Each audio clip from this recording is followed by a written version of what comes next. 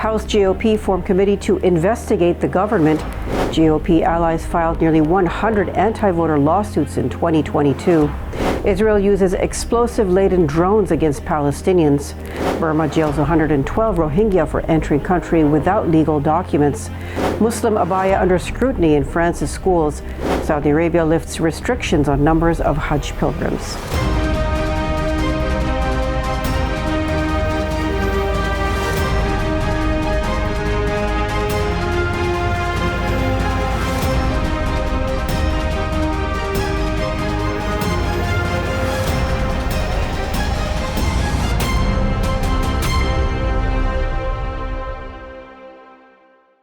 From Chicago studios, this is the Muslim News on Muslim Network TV. Assalamu alaikum, I'm Samana Siddiqui. Our top story tonight. The U.S. House on Tuesday approved a GOP resolution to create a select subcommittee to examine the agencies and people that investigated former President Donald Trump.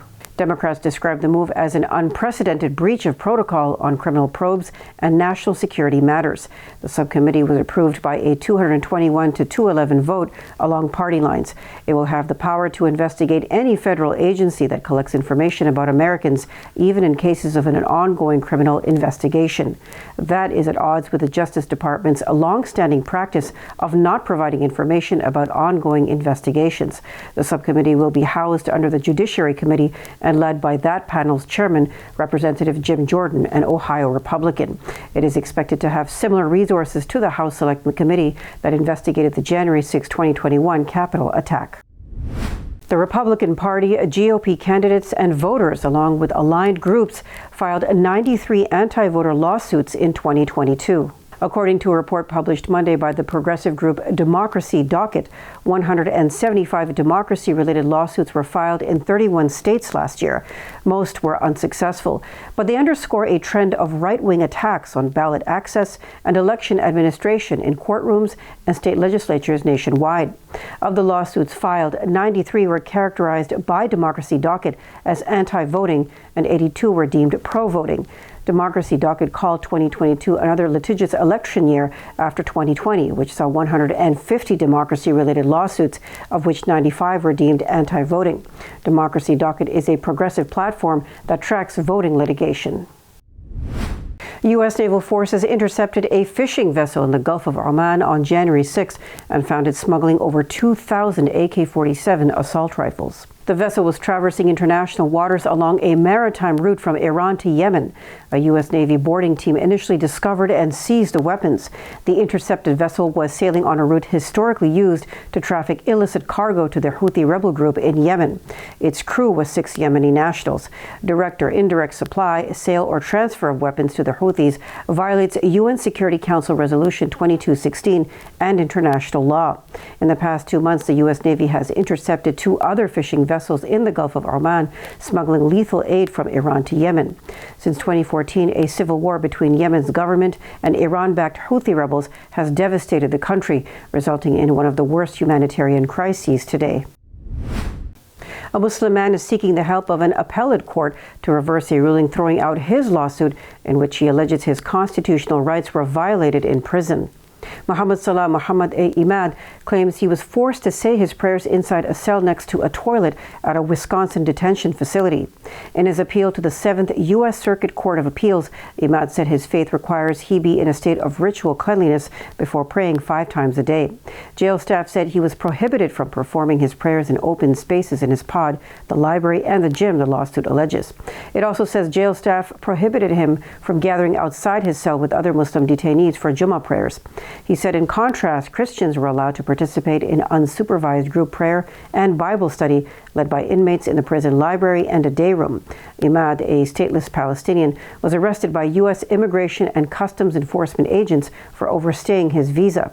He was held at the Dodge County Detention Facility in Juneau, Wisconsin for 14 months. University of Missouri officials determined they have no grounds to discipline or expel a former conservative club leader over a racist social media post. Officials said Meg Miller was exercising her First Amendment rights when she used a racial slur in a Snapchat post shared by students last month. She can be heard saying, "If they would have killed 4 more N-word, we would have had the whole week off," followed by crying, laughing emojis. It is unclear what Miller was referencing, but her post harkens back to 1986 on the first federal holiday marking the birthday of the Reverend Martin Luther King Jr., which falls on the third Monday of January. That's when a disc jockey named Doug Tract said on air that killing 4 more would result in getting the rest of the week off. Screenshots of Miller's post spread on social media, sparking outrage among students. They have pleaded for the university to immediately ban her from campus. Miller subsequently resigned as president of the university's student club chapter of the far-right group Turning Point USA. University officials condemned her post, saying the language is reprehensible and placed the matter under review. On Monday, officials determined they cannot discipline Miller due to First Amendment protections. Saudi Arabia lifts restrictions on numbers of Hajj pilgrims. Details after the break, so stay tuned, and we'll be right back after these messages.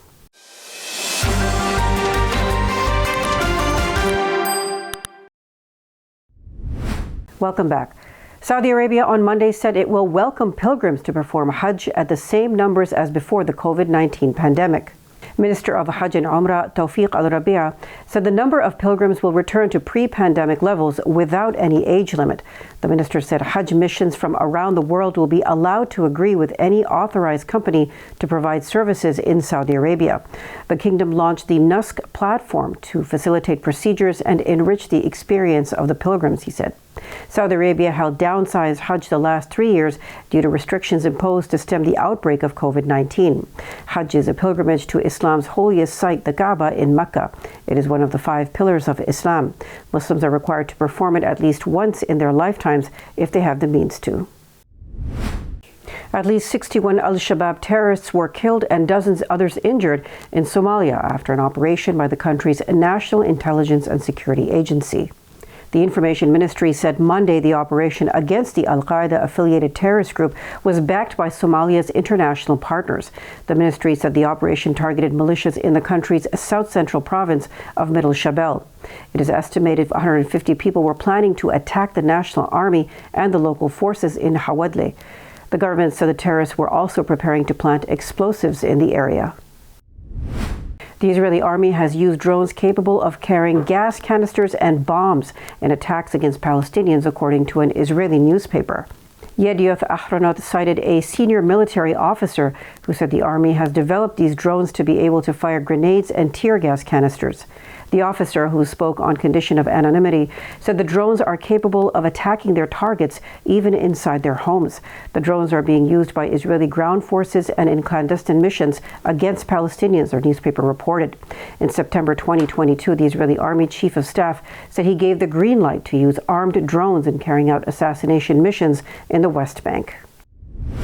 The global shortage of healthcare workers could rise to 10 million by 2030, according to a World Economic Forum report published Tuesday.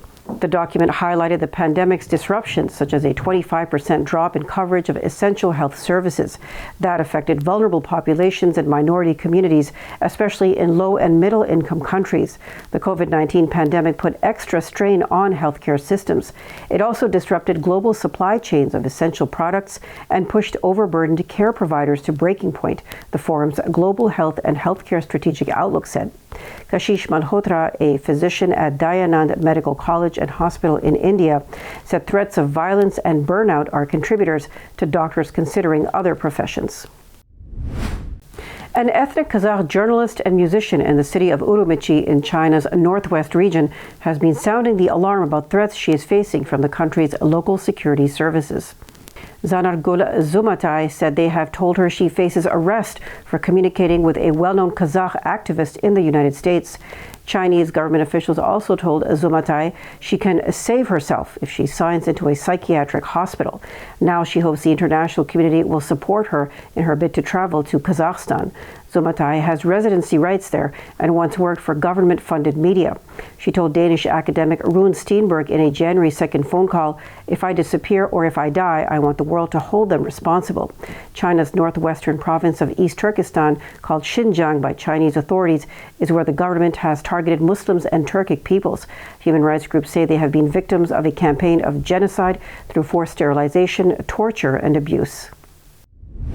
The abaya, a floor-length dress worn by Muslim women, has been called into question among France's teachers. It was initially not classified as religious clothing, but many French teachers see the robe as a violation of the country's laïcité, or secularist values.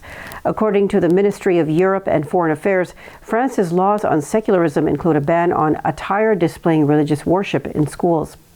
In 2022, the French Ministry of Education reported at least 313 violations against its regulations on secularism. More than half of the cases occurred in high schools, and at least 54% involved religious signs and clothing.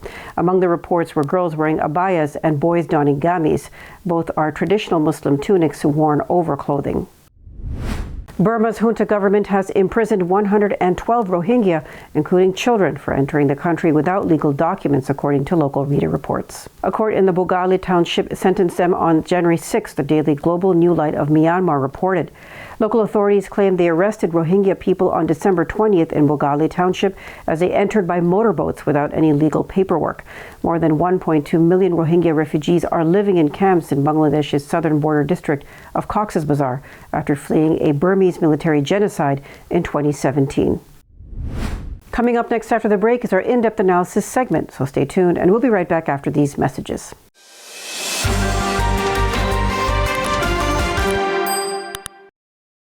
Welcome back. It's time for our in-depth analysis segment. Let's watch. To discuss the human rights situation in Burma, otherwise known as Myanmar, we have with us Adem Carroll. He's the Human Rights UN Programs Director at Justice for All and leads the Burma Task Force. Welcome, Adem Carroll. Thank you. Thank you for having me. So, Adem, we've been hearing some troubling news inside Myanmar, particularly in the past couple months. So could you tell us, what is the situation like right now? Well, first to say that tomorrow is Human Rights Day, and it's an opportunity to reflect on where we are with protecting human rights around the world and at home. And unfortunately, there are many, many challenges, terrible abuses. Burma, as you all know, or Myanmar, is known for its brutal military and the genocide perpetrated against the Rohingya Muslim minority. So with about 1 million Rohingya in Bangladesh, in the camps of Cox's Bazar, and also scattered in India and in Thailand, and of course many in Malaysia, we have to watch out for the rights of Rohingya wherever they are. So recently, we've seen that in addition to repressing the population of Burma, the ongoing repression of Rohingya in Rakhine State continues. And also Rohingya in the camps of Cox's Bazar are very unhappy because Bangladesh hosts are not giving them access to education or the right to work. They don't have free movement. And there's a less secure feeling in the camps with murders among gangs and that sort of thing. So it's not surprising that many Rohingya have been choosing to flee and fallen into the hands of traffickers. People drown, disappear, get raped. We've seen recently 13 Rohingya bodies dumped in the middle of Burma near Yangon, near a ferry boat crossing. It looks like when Mexicans and people from Central America are discovered in a container who have suffocated. It's terrible. But some of our allies have seen the photos, and they're terrible photos. You can recognize the people there who have fled, and it must be very painful for the families. People have looked at the photos and said, we can see evidence of beatings or mistreatment, and they suspect that perhaps the Burmese military is involved. We should note that the Burmese military immediately cremated these Rohingya Muslims And so it doesn't look like there's going to be an independent investigation. So this is unfortunate and doesn't help with trust. And then still others have fled and are currently in boats. We've been monitoring and speaking to Rohingya in boats. There's been at least 3 this week that have run out of fuel in various parts of the Andaman Sea. And unfortunately, the news today was that some Vietnamese picked up the Rohingya in one boat and turned them over to Myanmar, turned them over to Burmese military authorities. And we're really afraid what will happen to them. Well, that's quite horrific to hear. And we have with us Shakirah, Program Associate at Burma Task Force and a leader in the Rohingya community. She's been speaking to the people on the boat, and we'd like to have Sharifah join us so she can share with us what she's learned. Assalamu alaikum. Thank you for having me here.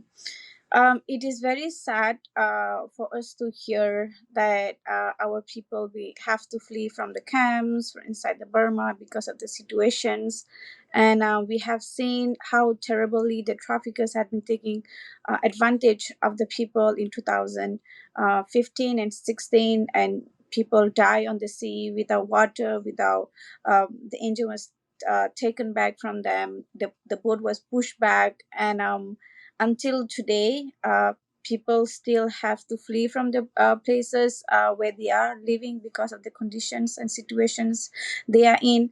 And the traffickers have been taking advantage of these people. And there is no solution, no country is accepting them. For their conditions, giving them shelters, protections. And it's very sad to hear that one of the boat been sent back to Burma today by the Vietnamese Navy. We are grateful that they have rescued the people in a humanitarian ground. But again, Myanmar is not safe for the Rohingya. As we hear the bodies being burned down, people being put in a jail for 5 years, 10 years without the information what they will be doing in the jail, how's their conditions. So the situation is very worrying for us. And you've been speaking to people on the boats. What have you heard from them, and what can be done? When I spoke with the people on the boat, it really breaks my heart because one of the things they only ask is, help us. We run out of fuel. We don't have food. The children, the women are crying. People are dying on the boat. When I call, they say 4 people have died and it's freezing. It's cold. So it's very, very sad, to hear from them crying over, shouting. The women are shouting. I can hear the voices. It's heartbroken, and it's just sad to see, and hearing, there's a lot of people, including my own family or relatives, been lost in between of the sea. It's sad, and I really hope that things will improve inside the camp in Bangladesh, as well as in Myanmar, so that these people, these children, these women and men don't have to risk their life like that. And every life is precious, is important, and I hope the world understand that Rohingya lives also important. Adem, we heard Sharifah speak about countries rejecting Rohingya refugees. What can be done about this? Recently, the Burma Act was struggling in Congress for the past year, and it recently passed in the national defense budget. So is it strong enough? Do you think the United States is doing enough? And what are other countries doing?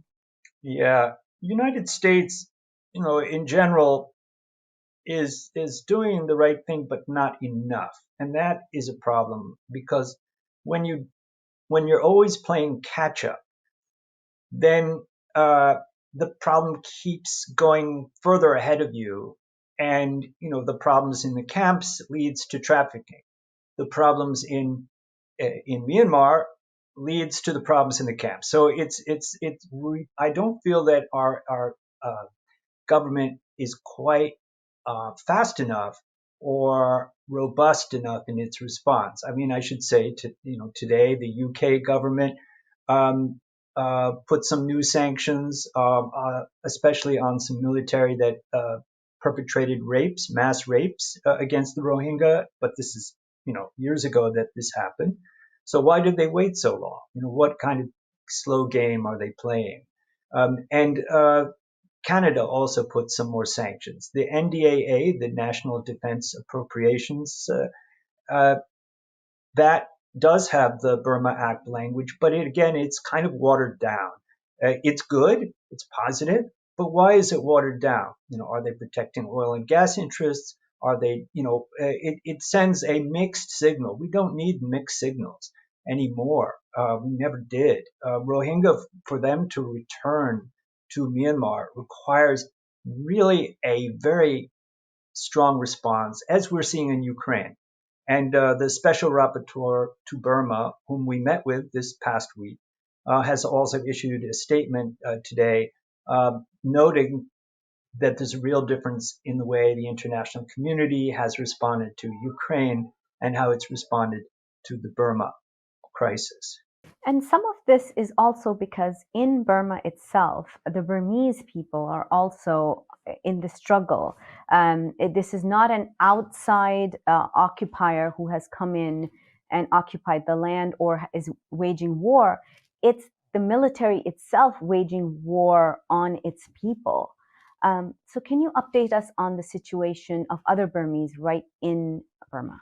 Yes, it's very true. And perhaps that's an excuse that some of the governments are using to not get involved, saying, oh, this is a civil war. We can't get involved in civil wars. That's different than an invasion. But in any case, when there is a genocide, there's obviously supposed to be intervention. And we see that there are massacres and bombings of many of the ethnic minorities in Myanmar. I'm using Myanmar instead of Burma, even though we're Burma Task Force, because I noticed that a lot of the ethnic minorities have grown up calling it Myanmar. It's both, right? So embracing the diversity of that country means de-escalation of these conflicts. And it means Rohingya and Rakhine Buddhists finding a way to live together. It means, an end to this divisiveness and terrible violence. But this is what the military likes to stir up to remain in power. And they're making a profit. Military industries, military-owned industries are, a big part of the economy, unfortunately. And Russia, China, and India have been selling arms to the Burmese military. That's got to stop. And U.S. government always calls India its, ally. Where is the pressure on them to stop doing this? Final question to you, Sharifah. Recently, we heard news that some Rohingya, a handful, have been allowed to come from Pashanchar to the United States. Can you share more with us on how that procedure happened and what can be done to get more Rohingya out from the camps and resettled into other countries? I always had believing that resettlement is one of the option for the refugee crisis, especially for the Rohingya and many other refugees in the world. We are very happy to hear that a few people have been selected and soon will be resettled in United States. I even spoke with some of them over the phone. They are resettling into the Milwaukee, inshallah, this week or next week. For family I've spoken with. It is an opportunity for us to, feel the freedom, feel welcome, and we're always grateful the United States has been taking the largest number of refugees, including Rohingya, even though it's not quite enough. So I would like to encourage more resettlement process for the people, is because as we see the situation and we hearing the situation every day, people being trafficked, people being raped, they've been killed, situations Myanmar in Arakan state, in my village, my family is still not safe, and people are dying over the sea. It's better, to provide them a place where they can work, earn, support their community as well as the country that they will be living in. And one of the things that can be done actually is encouraging the countries to take more refugees. United States had been generous in a way, saying that we will take people from the camp, which have been stopped about 10 years ago by the Bangladesh government, and now they're reopening the process, and United States is taking them. Canada has been taking refugee as well, and other countries.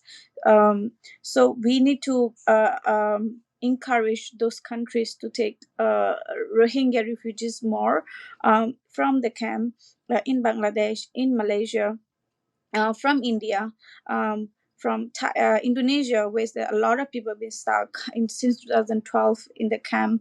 And these people are suiciding case by case, that because they don't see hopes, they don't know what will happen. People are losing hope. So I feel that the civil societies, the organization, NGOs, the partners have to encourage more countries like United States, Canada, New Zealand, and countries are taking more refugees to increase the number of refugees, Rohingya refugees. So like my case, I got resettled after I become refugee in Malaysia for 21 years. And that's a very long period to wait for refugee to get resettled, and while in that process, I have lost a lot of things, including my educations, because I was not allowed to. And we are afraid that this kind of process will be very long as well, which will affect our community, because we will lose the young generation who will voice of our people, the hope that we have that the young generation, the youth, will lead the community. So we have to really advocate on this, and we are always grateful, and I really hope the UNHCR will resettle more people. I don't know what's the criteria that UNHCR is putting for the refugee to get resettled, especially from the camp, or even in Malaysia where I used to live. I just know that as soon as you are refugees, you have right to resettle, and I hope that process will be there. And if there is some kind of expedite cases, it should be announced in the community, so that those cases can come forward. Some kind of connection, or some kind of contact, or some kind of information that available.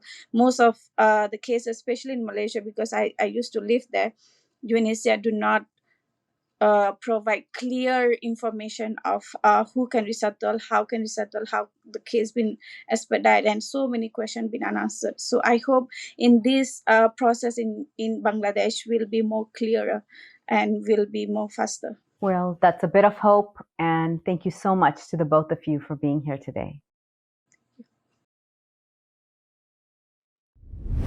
Thank you. That's all from our Chicago studios tonight. Thank you for tuning in. You can find previous episodes and more on our YouTube or Facebook.